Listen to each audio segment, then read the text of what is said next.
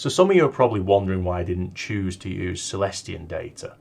And it's because Eminence provide a lot more higher quality, much more precise, much more extractable data. So I was able to get those graphs and curves out really quickly and put it together with a lot of precision. However, as I said, I wasn't happy with this whole low end thing over here going on. They should not look the same slope. They should have some kind of chaos. I mean, it just looks wrong, doesn't it? So I went back to the Celestion site and tried to get their data out. And as you can see here, it's a lot less.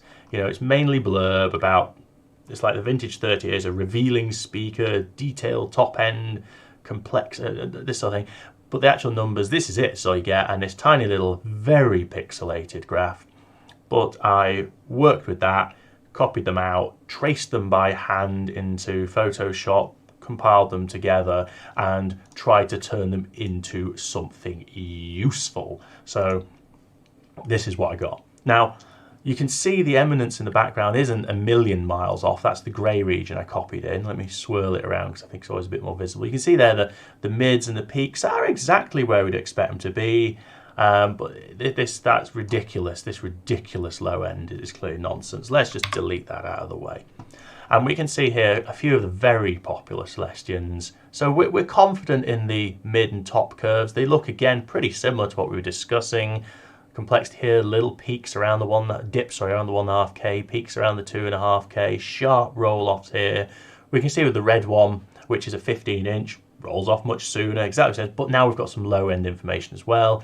We can see they are fairly clean curves, but the 10-inch doesn't have this sort of hump and data. The 10-inch is less bassy. There's sort of a sag in the middle, and the 15-inch has the red line has a much more extended bass. It's exactly what we'd expect. So what went wrong with the Eminence ones? Most probably Celestion would choose to do tests in open back cabinets, where Eminence, coming from a more PA background, would probably lean towards closed cabinets.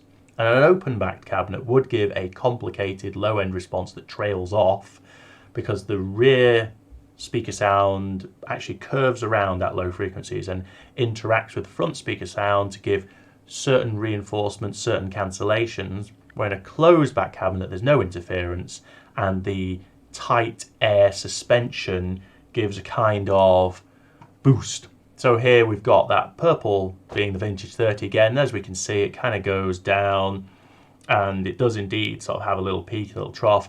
And the pink is the Eminence line again. And again, very clean, and we see more bass at the sort of between 50 and 100 hertz, then a loss of bass at the very low end. I still don't fully trust it, but it does reflect the kind of outcome we'd expect between closed back and open back, and that is a feature that is going to go into the burn box. So, exciting. Into some sort of usable data. Sorry, I'm being attacked by a giant Maine Coon. Come here, you pain in the bum. So, meet Loki, since he's here. Loki, say hi to the people. Says, hi, I'm Loki. What are you, like 8 months now? He's huge and soft and fluffy. Anyway, let me try to get back to this. Where was I?